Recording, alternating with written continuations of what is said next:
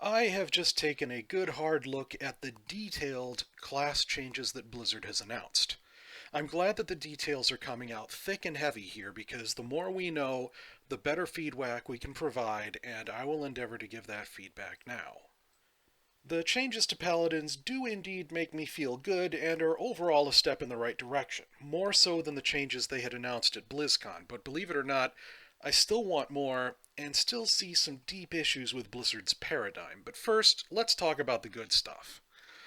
When I heard that resources would be changing from some specs, I crossed my fingers that Holy Power would be coming back for Holy, and lo and behold, that's what happened! Woo! Our healing rotation was too blah in Battle for Azeroth, and we need some new buttons to shake it up. Light of the Martyr was useless, though it's the kind of thing I would have thought of or even suggested going into Legion. So we basically had two flavors of one heal and Holy Shock as our rotation, and one group heal on a cooldown to throw in on a seldom basis. Now we've got more buttons. And the fact that Crusader Strike is a holy power builder will make us feel more like melee healers than ever. That being said, more buttons than we have, even on top of the changes already announced, would be nicer. Holy Radiance really should come back as well. I'll get into that more later. Secondly, for months, I have been wishing for Holy Power to come back, but one thing that was constantly in the back of my mind was that if Holy Power did in fact make a comeback, which it has, thank you very much, then as a Holy Paladin, my Holy Power damaging spenders might suck while I'm soloing. Back in Cataclysm, Inquisition was good. Not flashy, but it helped. But Harsh Words in Warlords of Draenor and Mists of Pandaria was awful. With Shield of Righteousness, this isn't going to be a problem. It's hard to make it suck for one spec without making it suck for all specs. This is one of the benefits of the emphasis on class design over spec design. So, welcome back, Shield of Righteousness. Welcome back, old friend. I haven't seen you since Wrath of the Lich King. Now, another thing. You probably know where this video is going, so I'll just go there right now. I'd still like to see a Cataclysm-style exorcism make a comeback, preferably using Holy Light's spellbook animation and Denounce's projectile animation because those would just plain look awesome. But now that Hammer of Wrath and Shield of Righteousness have been added, I'll most likely have fewer gaps in my rotation in Shadowlands than I have in Battle for Azeroth. So Blizzard might have solved my problem in a different way from what I had been hoping. This doesn't mean that I'm letting go of the whole please give back denounce thing, and it doesn't mean that I don't think Exorcism would be excellent for class flavor, especially alongside old flavor crystals like Turn Evil and Sense Undead.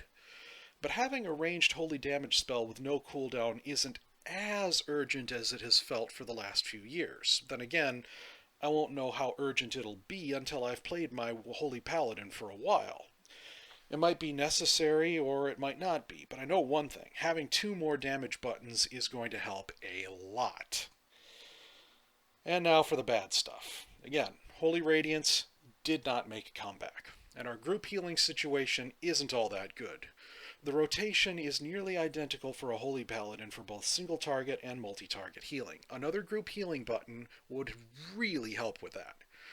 But what makes it especially disheartening is to see how that stacks up with our Covenant abilities. See, the Venthyr have Ashen Hollow, basically a version of Consecration that deals shadow damage, of all things for a Paladin to deal during a class flavor emphasizing expansion of all times to do this.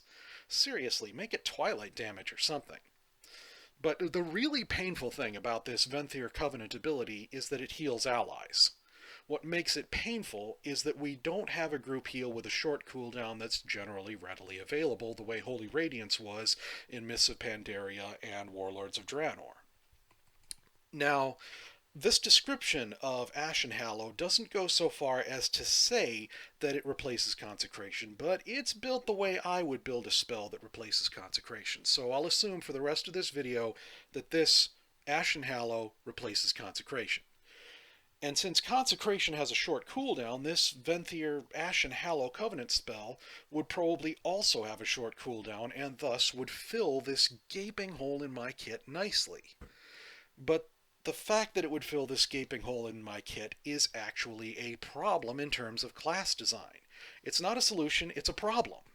See, when you have to fill gaping holes in your kits using systems that are supposed to be choices, like talents and covenants, then you're taking choices away from the player and forcing them to sacrifice too much if they select any choice other than the gap filling one.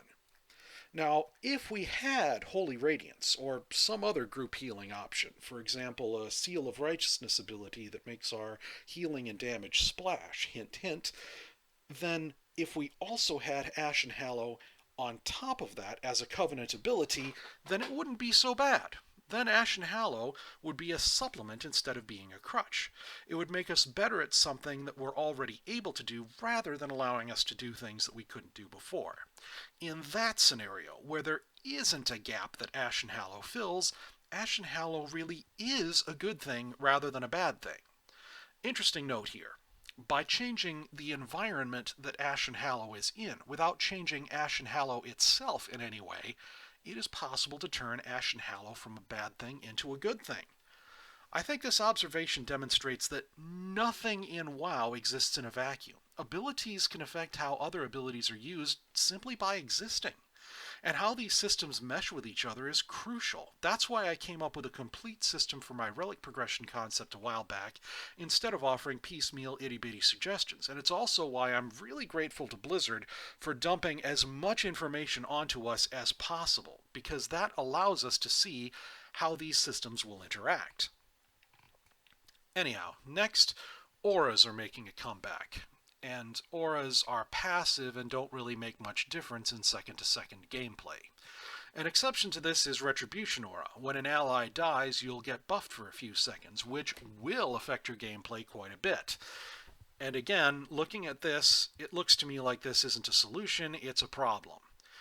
This is rewarding paladins for having sucky friends, and it's punishing them for having skilled friends. So, to recap the whole aura situation, 3 of them have little to no impact and the other one is badly implemented.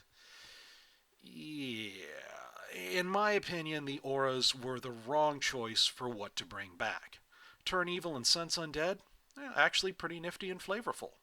Blessing of Sacrifice? Situational, but nice. Hammer of Wrath and Shield of Righteousness? Oh, thank the light. Holy Power, our prayers have been answered. Auras? Oh, please be willing to change direction on this one, Blizzard. Please. See, a way better idea than auras would be to bring back seals and rethink how they'll work with Holy Power and Paladin kits in general, especially if seals lasted a short amount of time and had very impactful effects on them. Seal of the Crusader briefly buffing haste, for example. Seal of Command, randomly increasing the amount of holy power that you get from builders for another.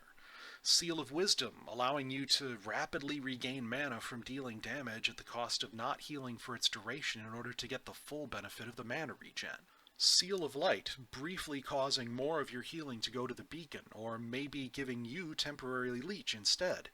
Seal of Justice, causing your attacks to briefly stun enemies. Seal of Truth, applying heal over time effects with your heals and damage over time effects with your attacks. Seal of Righteousness, making spells and strikes splash. And so on and so forth. Seals are better for the fun factor than auras, even if they're not quite as iconic, and Blizzard doesn't seem to be prioritizing the fun factor as much as I'd like them to be. It's a higher priority than I was afraid it was going to be, but still not as high as I'd like it to be. Now, there are ways to make auras into something that affects your gameplay in meaningful ways. If we had resistance auras come back that significantly reduced the damage that we take from spells, that would make the type of damage that spells deal matter again, and it would mean swapping auras would be something you'd want to do.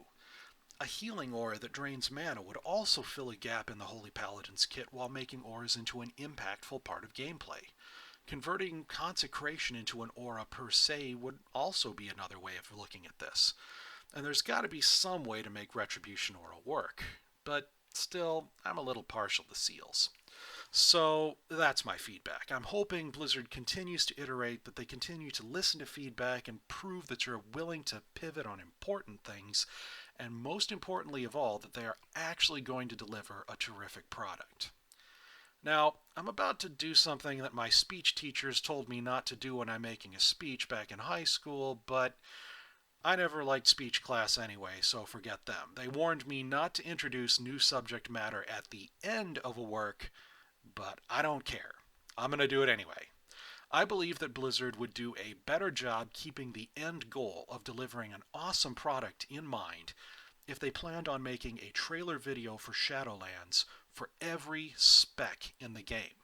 If every employee involved in the class design were constantly asking themselves a question, what can I do to make players excited when they see the trailer? What can I add to the class? Or what obstacles in the way of awesomeness can I remove in order to make sure that players look at this and are excited and say, yes, Blizzard gets it, and I am buying this expansion.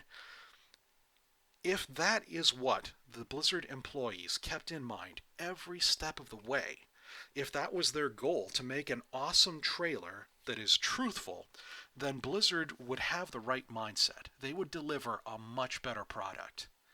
If they kept this trailer in mind every step of the way, they'd have an easier time taking off their developer hats and putting on player hats, understanding what players want, how they think, what they need, etc.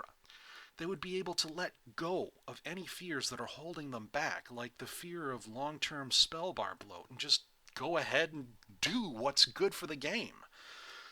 So that's my feedback. I sure hope Blizzard gets a look at my trailer concept, if nothing else, because I think that would help them keep things in perspective and deliver better results. And yes, I'm still hoping for Denounce or Exorcism or some such to make a comeback.